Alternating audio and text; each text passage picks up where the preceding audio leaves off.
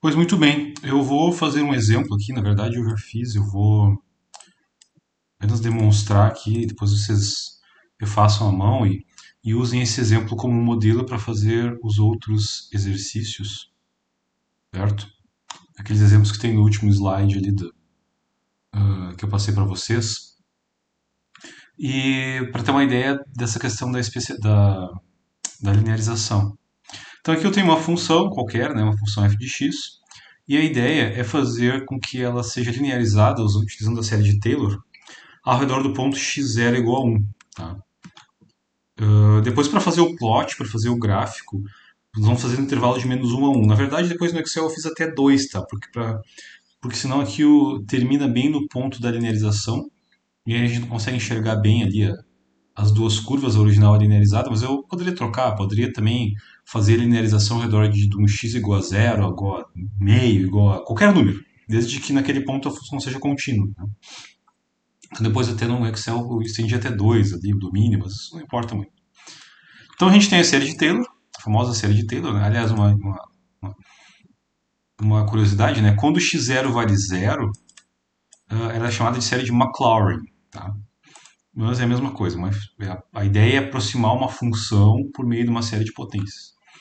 Então, como é que eu faço? Bom, eu preciso da primeira derivada da função. Como eu vou truncar a aproximação da primeira derivada, isso aqui na verdade não me interessa, né? Isso aqui na verdade vai cair fora, certo? O que me interessa mesmo é essa parte aqui. Então, eu preciso da derivada de primeira ordem da função. Então, eu faço a derivada de u vezes v aqui, né? X ao quadrado derivada de e na menos 2x, né? Fica menos 2e na menos 2x, mais e na menos 2x derivada de x ao quadrado, que é 2x, mais a derivada de 5x, que é 5. E eu tenho que calcular, né, a derivada ao redor do ponto onde eu estou avaliando a função, que seria em controle do meu ponto de estado estacionário aqui, né? Que é o x0 ou xs, enfim, que no nosso caso aqui vale 1. Então basta eu calcular aqui, né, vai ser, o valor dessa derivada vai ser 5. Substituindo aqui igual a 1 vai dar 5. Né? E eu preciso, claro, desse primeiro termo aqui, o f em x no ponto x0, ou xs. Então eu preciso calcular, né, avaliar o valor dessa função em x igual a 1. Então é o ponto. Então eu substituo aqui, né, dá em torno aí de 5,13 o valor dessa função, 5,1353. Isso quer dizer o seguinte, que a função linearizada ao redor de x0 igual a 1 vai ser o valor da função em x0, que vai ser 5,13, mais x menos x0, que seria x menos 1, nosso x0 vale 1, vezes, né, a derivada da função em relação a x, né, no ponto x0, né, que nós tínhamos calculado aqui, que vale 5.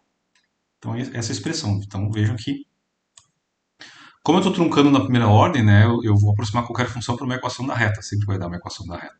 Claro que se eu quisesse expandir, eu quero truncar ela até a segunda ordem. Bom, eu precisaria calcular a segunda derivada dessa função, né, substituir, né, o ponto x0 igual a 1, né, e aí ficaria a segunda derivada, né, vezes x menos x0, né, x menos, no caso aqui, menos 1 ao quadrado sobre 2 fatorial. A aproximação seria mais precisa, tenderia a ter menos erros. Aliás, isso eu comento lá na disciplina de métodos numéricos, né, como é que o computador e a calculadora fazem o cálculo das funções trigonométricas, por exemplo, seno, cosseno, tangente. Elas fazem utilizando série de Taylor. Se vocês expandirem a função seno, isso tem lá na coleção Shawn de matemática, tem a expansão do seno, do cosseno, de várias funções, né? Em Taylor para x0 igual a vários valores. Se vocês expandirem a função seno, por exemplo, até a terceira, quarta ordem, e compararem com o valor calculado né, na calculadora, no Excel, enfim, vocês vão ver que o valor, quanto maior o número de derivados, maior mais ele se aproxima, né? Porque o cálculo é feito assim, certo? Então, em tese, né, se o meu número de derivados fosse infinito, eu representaria, né, a minha função por meio de uma série de potências de formas perfeitas. Mas eu sempre vou ter um erro, sempre vou ter um resíduo, né? O valor nunca vai ser exato. Então agora vamos representar esse, vamos representar essa função e comparar com o valor dela original aqui lá no Excel. Eu já deixei esse arquivo pronto, tanto o Excel quanto o arquivo, esse arquivinho aqui, né, para vocês terem um ponto de partida, vou deixar ali no Google Meet. enquanto ainda não temos Moodle. Então eu já deixei meio que pronto aqui, tá? A gente não quis fazer um vídeo para não ficar muito longo, tá? Passo a passo no Excel, até porque vocês já estão quase se formando. Vocês têm a obrigação de dominarem o Excel a essa altura do campeonato, tá? Então, na verdade, o que eu fiz? Eu atribuí valores de x de menos 1. Aqui, como eu falei, eu coloquei até 2, tá? Para facilitar a visualização do gráfico. E aí eu quis separar aqui intervalos de 0,1 e 0,1, tá? Poderia fazer de 0,2 em 0,2, 0,5 em 0,5, tanto faz. Eu achei melhor fazer de 0,1 em 0,1. Calculei, né? Coloquei a expressão aqui do meu f de x, que é a função original, em função de x aqui, né? Então inseri a fórmula e coloquei. E a função linearizada que nós obtivemos na série de Taylor aqui. Então, coloquei. Então, olha a comparação dos números aqui. Vejam que à medida que ela se aproxima do meu x igual a 1, a diferença entre os valores da função linearizada, ela se aproxima dos valores da função original. E à medida que eu vou me distanciando do x igual a 1, ela fica cada vez mais distante. Ó.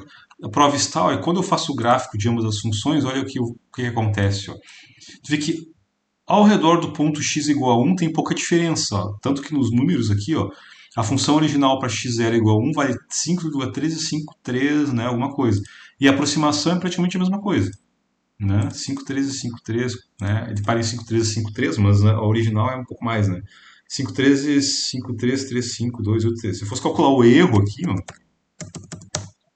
o erro aqui seria diferente, um erro simples, né? A diferença entre os dois valores, né? Sei lá, B22 menos C22 aqui, né?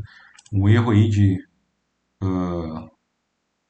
aumentar o número de casos aqui, 0,000353, é um erro bem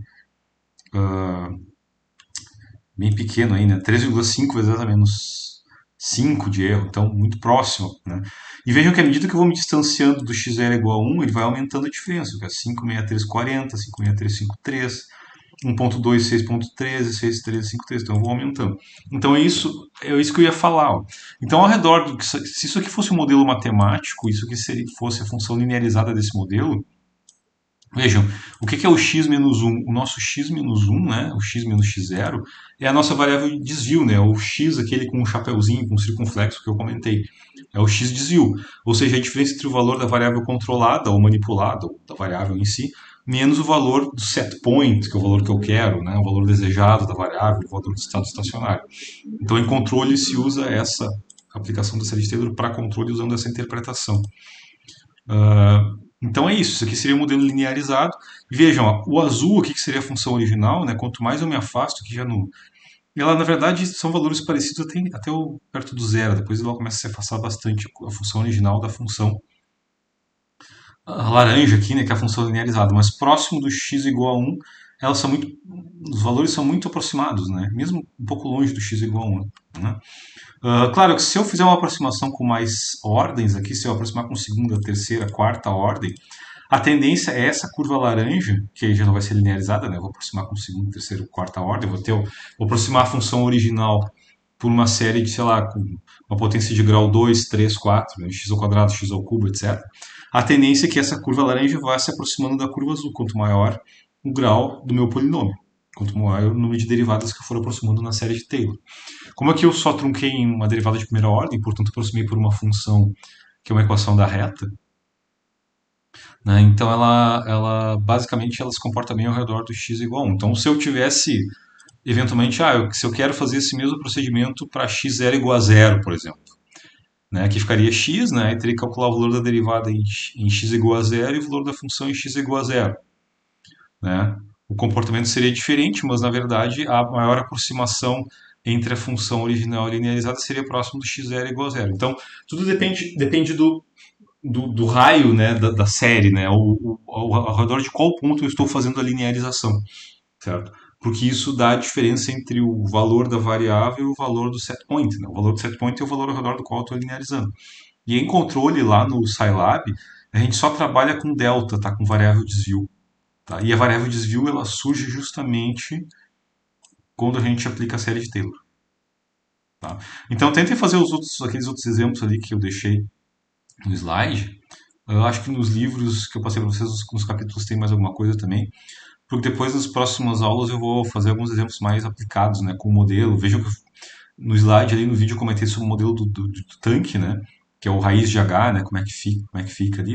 É basicamente a mesma coisa, o mesmo procedimento, porque lá depois no Scilab, no diagrama de blocos, que é o Excus, né, o Scilab Excus, que é o nosso Simulink, parecido com o Simulink do MATLAB, que eu comentei na primeira aula, lá ele trabalha só com desvio, e lá nós temos que entrar, como ele trabalha com função em S, em Laplace, eu preciso disso aqui elevado à potência 1, então a função ela tem que estar na forma linearizada. Mesmo quando a função já é linear, imagina uma equação diferencial de primeira ordem, né, do vetor de primeira ordem, por exemplo. Eu sempre tenho que aplicar desvio, né? Vai aparecer a variável desvio, que também vai ser de primeira ordem, ela vai, mesmo já sendo uma função linear, mas eu preciso em controle do desvio, então eu sempre vou aplicar Taylor, mesmo que a função já seja uma função de primeira ordem linear. Certo, pessoal?